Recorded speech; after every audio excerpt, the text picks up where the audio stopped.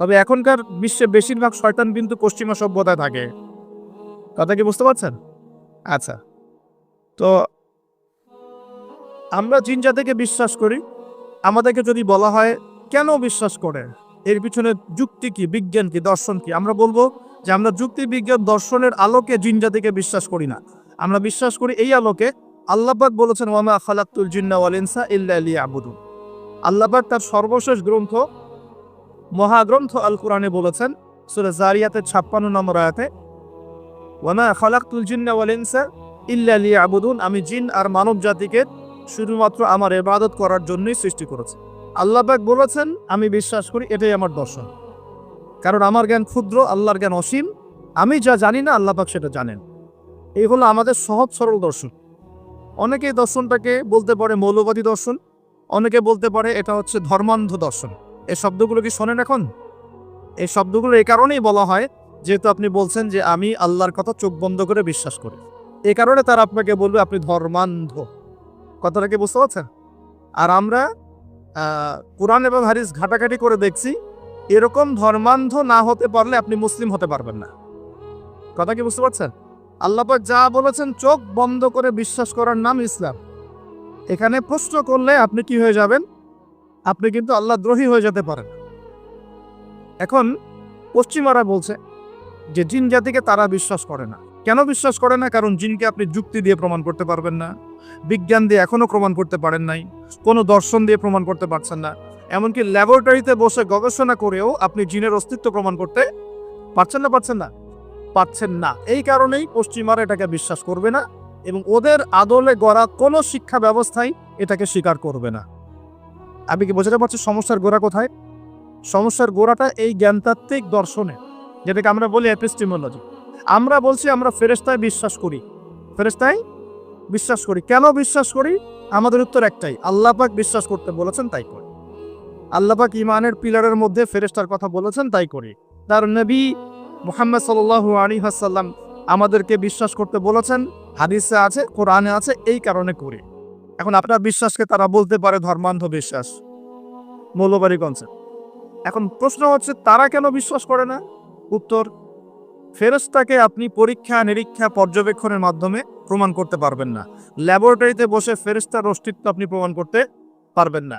আপনি কোনো যুক্তি, বিজ্ঞান, দর্শন দিয়ে ফেরেশতার অস্তিত্ব প্রমাণ করতে পারবেন না। এই জ্ঞান আল্লাহ পাক আপনাকে দেন নাই। এখানে জ্ঞানতাত্ত্বিক পার্থক্য। আমরা আল্লাহতে কেন বিশ্বাস করি, কেন ধর্মে বিশ্বাস করি?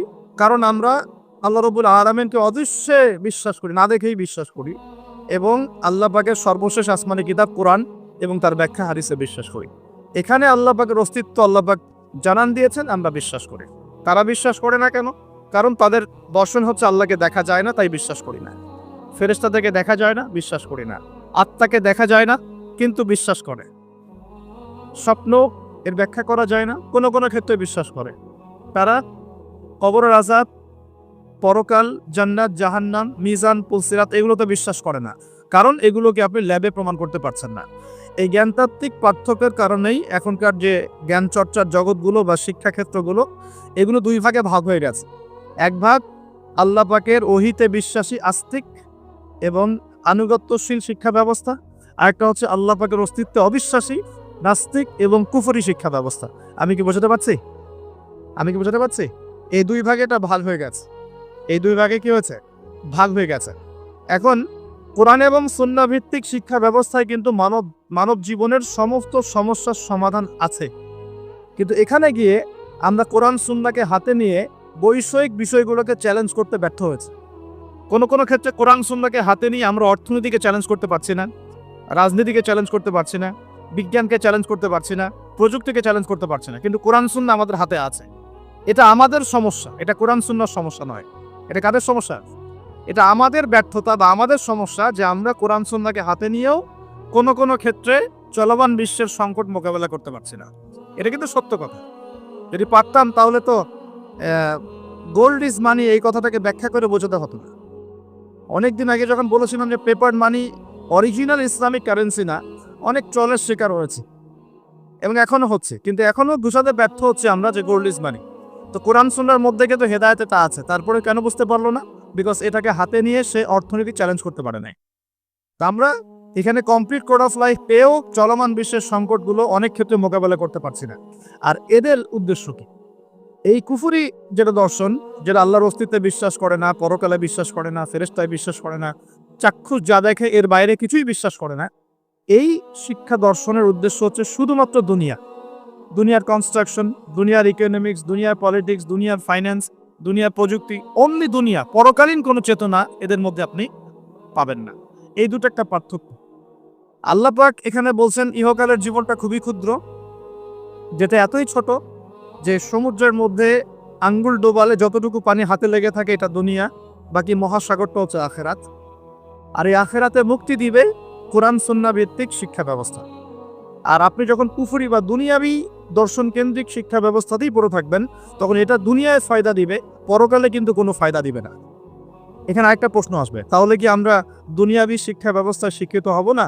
উত্তর হচ্ছে অবশ্যই হব, অবশ্যই হব। তবে কোরআন এবং সুন্নাহর শিক্ষার মানদণ্ড ঠিক রেখে তারপরে আমি দুনিয়াবি শিক্ষার বিষয়গুলোর দিকে ফোকাস করব।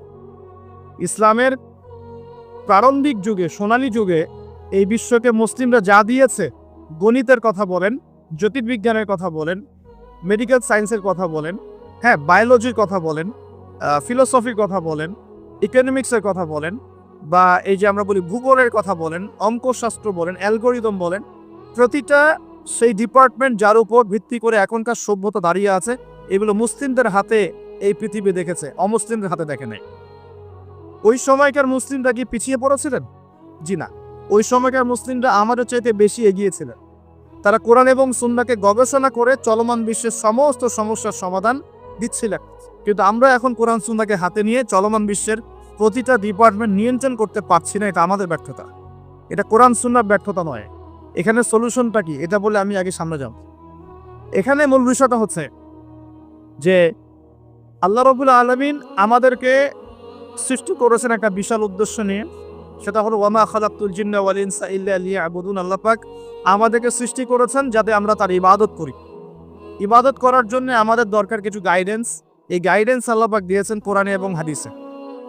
প্রয়োজন একজন শিক্ষকের, মহান শিক্ষক দিয়েছেন মুহাম্মদ রাসূলুল্লাহ সাল্লাল্লাহু আলাইহি ওয়াসাল্লামকে, যাকে দেখে শিখতে হবে।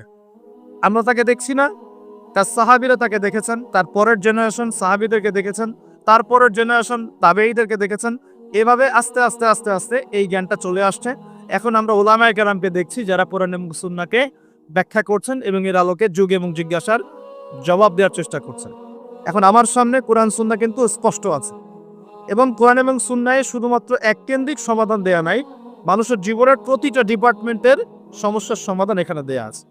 এখন আমরা যদি কোরআন এবং সুন্নাহকে পরিপূর্ণরূপে গ্রহণ করি এবং সমকালীন উপকারী জ্ঞানগুলো অর্জন করি, তাহলে ইনশাআল্লাহ কোরআন এবং সুন্নাহকে হাতে নিয়ে আমরা বিশ্বটাকে চ্যালেঞ্জ করতে পারবো। আমি কি বোঝাতে পারছি? আমাদের সমস্যার সমাধানটা এভাবে হওয়া পসিবল। এখন সমস্যাটা কোথায়? শেকড়েই আমরা কুফুরি একটা মন্ত্র তন্ত্র চর্চা করছি, যে আমরা যা দেখি না তাকে বিশ্বাস করি না। এটাই সমস্যা। এ কারণে কেন ডারউইনের মতবাদের কেন প্রয়োজন হবে? যখন মানুষ জানবে যে তাকে সৃষ্টি করেছেন মহান আল্লাহ রাব্বুল আলামিন, এর উপর সে বিশ্বাসী হবে, তখন কি তার এরকম কোনো মন্ত্রের দরকার আছে? আর যখন একটা জায়গার, একটা এলাকার, একটা দেশের, একটা সমাজের বেশিরভাগ মানুষ আল্লাহয় বিশ্বাসী, তখন জোর করে কেন আমি একটা মতবাদ চাপিয়ে বাচ্চাদেরকে পড়াশোনা করাবো? উদ্দেশ্যটা কি? উদ্দেশ্য হচ্ছে একটা সুদূর প্রসারী উদ্দেশ্য, যে আমরা চাচ্ছি আগামী 20 বছর 30 বছরের মধ্যে যেন এমন একটা প্রজন্ম গড়ে ওঠে যারা আল্লাহ থেকে অনেক দূরে চলে যাবে। এটা উদ্দেশ্য। না হলে আমি কেন এই মতবাদ কচি বাচ্চাদেরকে শেখাতে যাব? কেন শেখাতে যাব? যে মতবাদটা কোরআন সুন্নাহ বিরোধী, একই সাথে বর্তমান আধুনিক বিজ্ঞানও বিরোধী। মেডিকেল সায়েন্সের কোনো ক্লাসিক্যাল বইয়ের মধ্যে, চ্যালেঞ্জ করলাম, মেডিকেল সায়েন্সের কোনো ক্লাসিক্যাল বইয়ের মধ্যে এই মতবাদকে স্বীকৃতি দেওয়া হয় নাই। কোনো মতবাদ, এই মতবাদটাকে না, কোনো ক্লাসিক্যাল বইয়ের মধ্যে আপনি এই মতবাদটাকে পাবেন না যেটাকে স্বীকৃতি দেওয়া হয়েছে। এটা তার একটা থট। বিজ্ঞানে কি হয়, কিছু থটস থাকে, অনুসিদ্ধান্ত, এগুলো গবেষণা করা হয়, আজকে একটা ফলাফল দেওয়া হয়, কালকে আরেকটা ফলাফল দেওয়া হয়। যখন সর্বসম্মতিক্রমে একটা জায়গায় মানুষ আসে, তখন সেটাকে ফিক্স করা হয়। এই মতবাদের সর্বসম্মতিক্রমে কেউ কখনো সাইন করে নাই। তাহলে কেন জোর করে আমি বাচ্চাকে শেখাতে যাব যে তোমাদের দাদা বড়দাদারা বানর ছিল? কেন শেখাতে যাব? উদ্দেশ্যটা কি? আমি চাচ্ছি একটা প্রজন্ম গড়ে উঠুক, যে প্রজন্ম আস্তে আস্তে আস্তে আস্তে আল্লাহ থেকে দূরে সরে যাবে, ওদের ব্রেইনটা ওয়াশ করা থাকবে এবং ওদের ভিতরে আপনি আর ইসলাম ইনস্টল করতে পারবেন না। অলরেডি বিগত 30 বছর থেকে আমরা একটা প্রজন্ম দেখেছি যেটা এখন বাংলাদেশে বিরাজ করছে, যারা বড় বড় ডিগ্রি নিয়ে এসে কোরআনকে চ্যালেঞ্জ করছে, বড় বড় ডিগ্রি সার্টিফিকেট নিয়ে এসে কোরআনকে চ্যালেঞ্জ করছে, হাদিসকে চ্যালেঞ্জ করছে। কেন চোরের হাত কাটতে হবে প্রশ্ন করছে, কেন পর্দার বিধান ও প্রশ্ন করছে, কেন ইসলামে ব্যভিচার করলে রজম করতে হয়, কেন জেনা করলে শাস্তি দিতে হবে, ঠিক আছে, কেন ইসলামে বহু বিবাহ জায়েজ, কেন আয়েশা রাদিয়াল্লাহু আনহার ওই বয়সে নবীর সাথে বিয়ে হলো, অনেক চ্যালেঞ্জ সে উপস্থাপন করছে কিনা।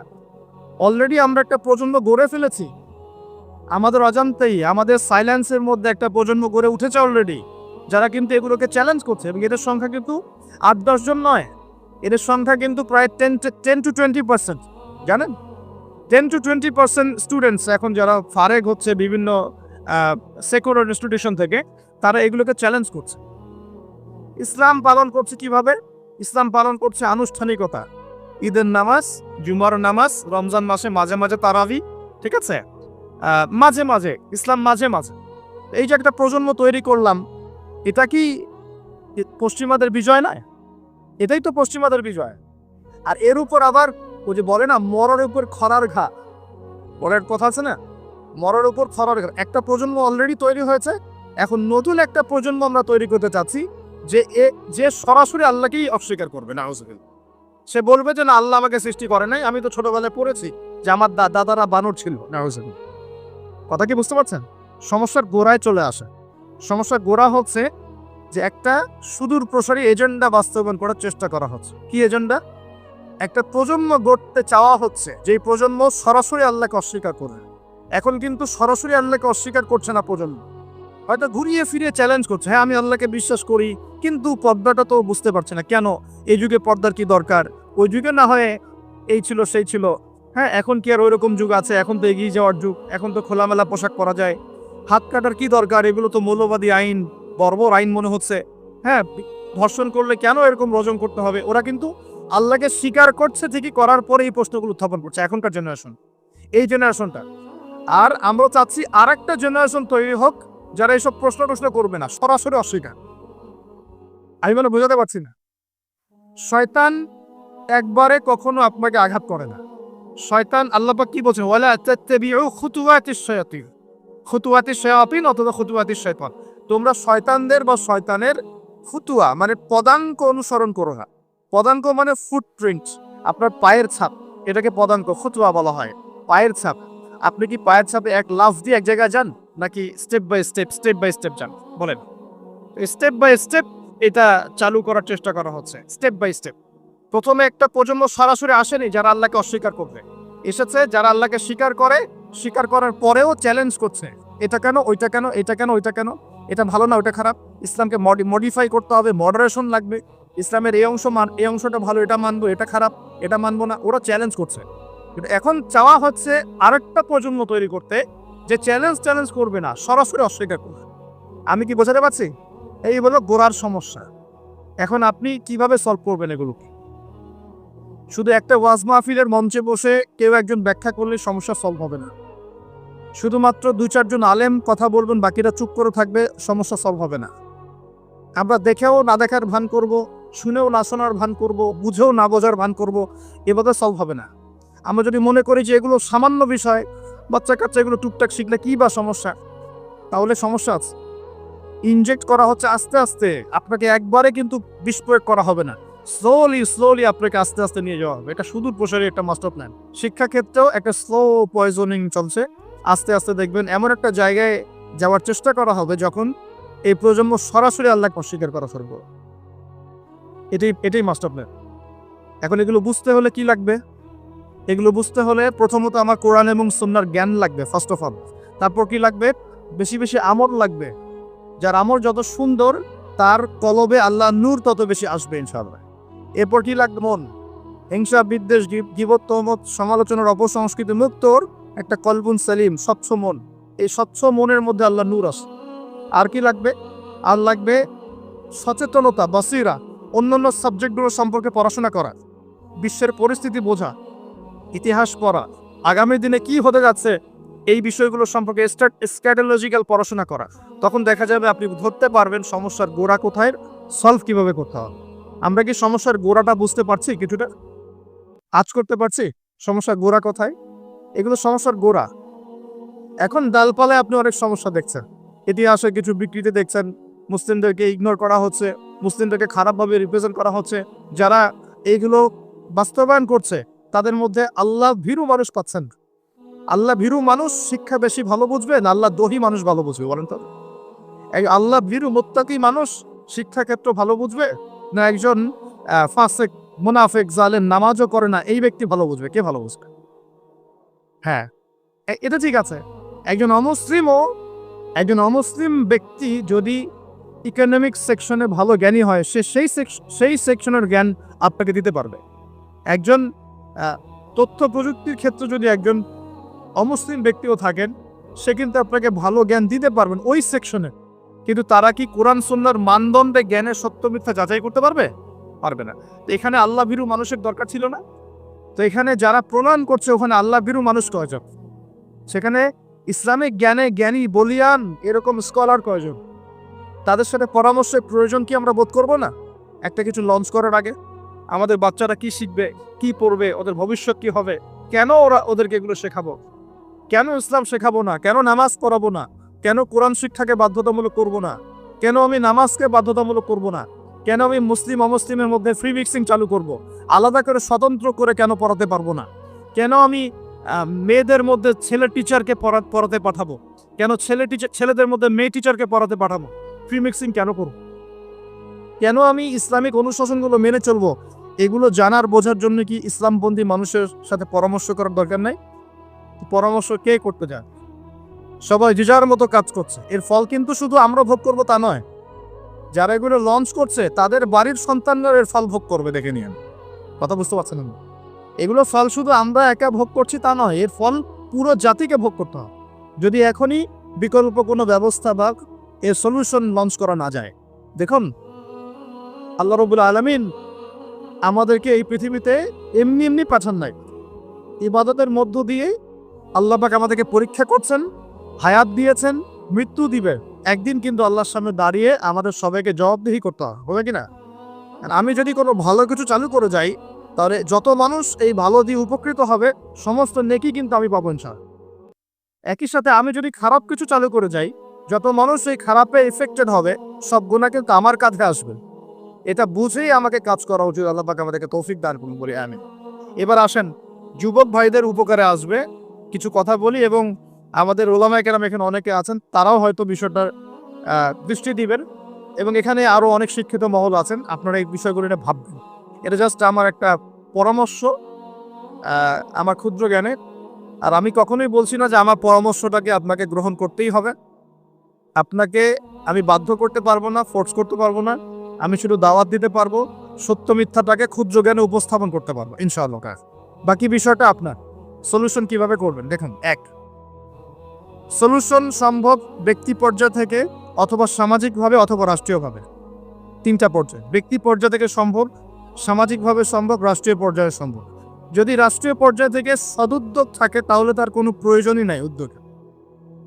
রাষ্ট্রীয় পর্যায় থেকে এমন সদুদ্যোগ থাকে যে আমরা এমন শিক্ষা ব্যবস্থা চালু করব ইনশাআল্লাহ, যে শিক্ষা ব্যবস্থায় আমার সন্তান হাফেজও হবে, ডক্টরও হবে, আমার সন্তান আলেমও হবে, মুফতিও হবে, পাইলটও হবে, আমার সন্তান আর্মি অফিসারও হবে, আমার সন্তান হাফেজও হবে, সে মুফতিও হতে পারবে, আমার সন্তান ইমামতি করার যোগ্যতা অর্জন করবে, পাশাপাশি রাজনীতিও বুঝবে, অর্থনীতিও বুঝবে। এরকম যদি কোনো সিস্টেম আমরা চাই, এরকম স্বপ্ন দেখতে পারি যে আমরা সবাইকে এমন শিক্ষায় শিক্ষিত করব যে উভমুখী শিক্ষায় হারমোনিয়াসলি কম্বাইন্ড হবে, মানে আমরা একমুখী চিন্তা করব না, আমরা উপকারের সব জ্ঞানগুলোকে একত্রিত করে একটা কনস্ট্রাকটিভ সিলেবাস লঞ্চ করব। যে এমন চিন্তা থাকতো বা থাকে উপর থেকে, তাহলে তো আমাদের ভাবার কোনো প্রয়োজনই নাই। কিরকম হবে তাহলে ফলাফল? মনে করেন আমার ছেলে ক্লাস 1 থেকে নিয়ে ক্লাস 10 পর্যন্ত পড়েছে, এবং এখানে সে ইংরেজি পড়েছে, বাংলা পড়েছে, মুক্তিযুদ্ধ পড়েছে, হ্যাঁ, দেশের ঐতিহ্য জেনেছে, ইতিহাস পড়েছে, আইসিটি পড়েছে, সব কিছুই পড়েছে মাশাআল্লাহ। পাশাপাশি সে এই 10 বছরে 10 পারা কোরআন হেফজ করতে পারবে। এই 10 বছরে মিনিমাম সে 1000 হাদিস পড়তে পারবে। এই 10 বছরে সে আকীদার বইগুলো পড়তে পারবে, ফিকহের প্রামাণ্য বইগুলো পড়তে পারবে।